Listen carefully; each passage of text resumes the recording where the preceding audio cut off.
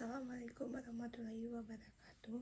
Perkenalkan, nama saya Mia Anggita Karisma dengan NPM A1A 023078. Di sini saya akan mengerjakan tugas analisis wacana, yang dimana tugas UTS-nya yaitu menjelaskan materi dari awal hingga sebelum UTS. Materi awal yaitu hakikat dan analisis wacana. Wacana adalah satuan bahasa terlengkap dan tertinggi dalam hierarki gramatikal. Melampaui batas kata, wacana berasal dari bahasa Sanskerta wach, wak, fak, yang berarti berkata dan terucap. Dalam konteks analisis, wacana merujuk pada satuan bahasa yang lebih besar dari kalimat yang memiliki makna atau konteks tertentu. Definisi wacana menurut Fakar Arikjin DKK 2015-207, wacana adalah satuan bahasa terlengkap di atas kalimat dan satuan gramatikal yang tinggi. Dalam hierarki gramatikal, yang kedua itu menurut Chair 2007, wacana adalah satuan bahasa terlengkap dalam hierarki gramatikal berupa konsep, gagasan, pikiran, atau ide yang bersifat koheren dan bisa dipahami oleh pembaca atau pendengar. Yang ketiga ada menurut Rohan dan Syamsuddin 2015, wacana memiliki kedudukan lebih luas dan klausa dan kalimat karena mengucapkan suatu gagasan dan konsep dalam suatu teks. Wacana merupakan satuan bahasa berdasarkan kata yang digunakan untuk berkomunikasi dalam konteks sosial. Yang berikutnya ada analisis wacana. Analisis wacana adalah disiplin ilmiah dan linguistik yang secara khusus mengkaji wacana, baik secara internal maupun eksternal. Inti analisis wacana yaitu studi tentang bahasa dan penggunaan.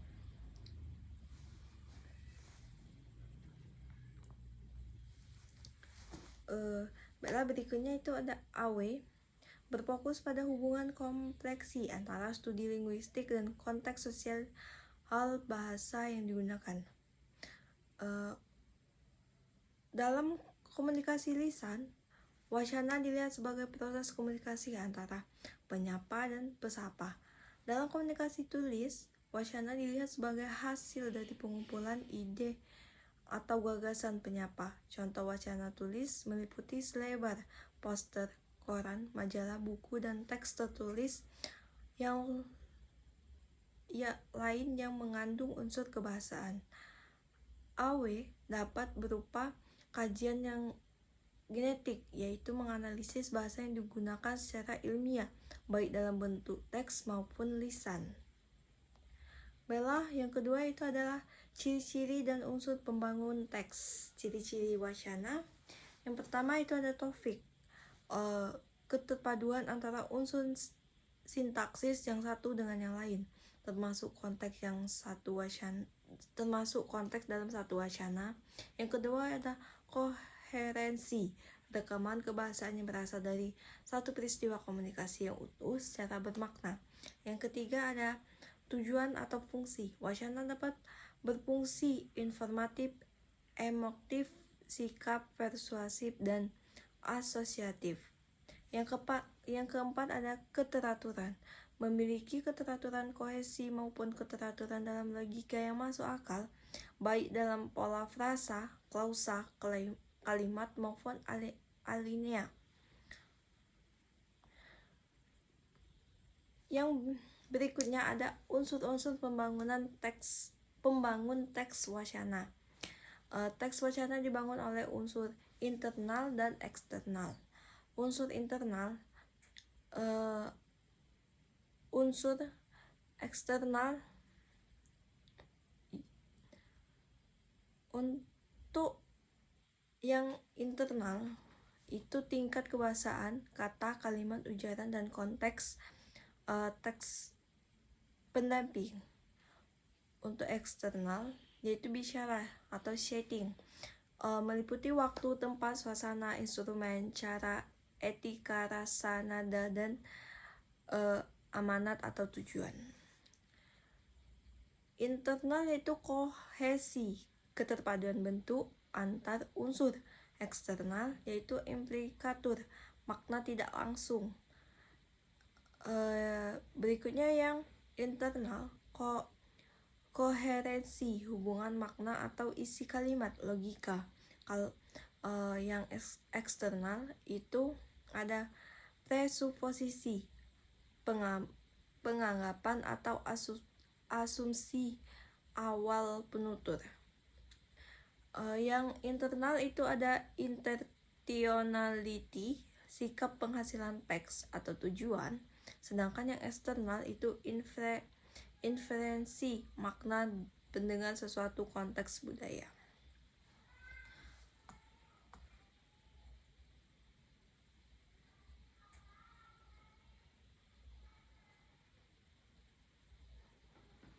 Berikutnya ada penanda kohesi dan koherensi. Yang pertama itu penanda kohesi, pengulangan, sinonim, parafrase, pronuns, elifipsi atau pelesapan, tense, dan aspek, konjungsi, dan intonasi atau nada tutur. Yang kedua itu ada penanda koherensi, yaitu ambiguitas, memori episodik, konfigurasi, analog, referensi.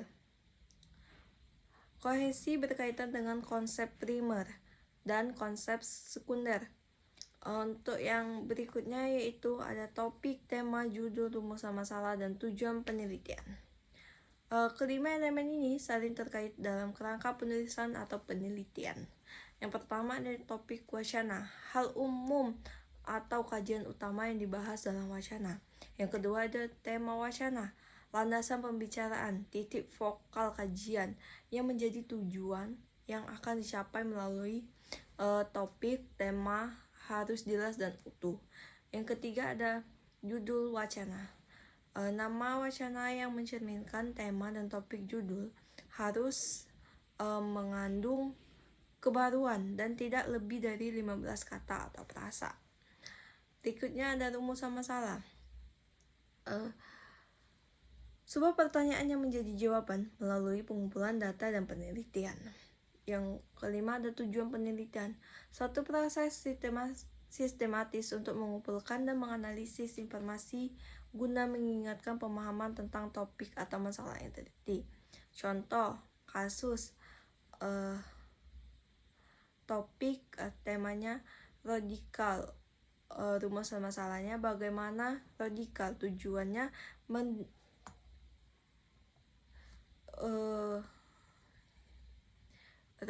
retorika. Contohnya itu kasus retorika. Topiknya retorika, temanya retorika dalam berpidato. Judulnya retorika berargumen Presiden Joko Widodo dalam memperkuat Kabinet Indonesia Maju. Sedang rumus masalahnya bagaimana retorika berargumen Presiden Joko Widodo dalam memperkuat Kabinet Indonesia Maju. Tujuan penelitian mendeskripsikan retorika berargumen Presiden Joko Widodo dalam memperkuat Kabinet Indonesia Maju. Yang kedua ada sastra. Topiknya sastra, tema struktur puisi karya siswa, judul struktur pantun karya siswa SMP Negeri 21 Kota Bengkulu. Bagaimana struktur pantun karya siswa SMP Negeri 21 Kota Bengkulu? Sedangkan tujuan penelitian itu mendeskripsi struktur pantun karya SMP Negeri 21 Kota Bengkulu.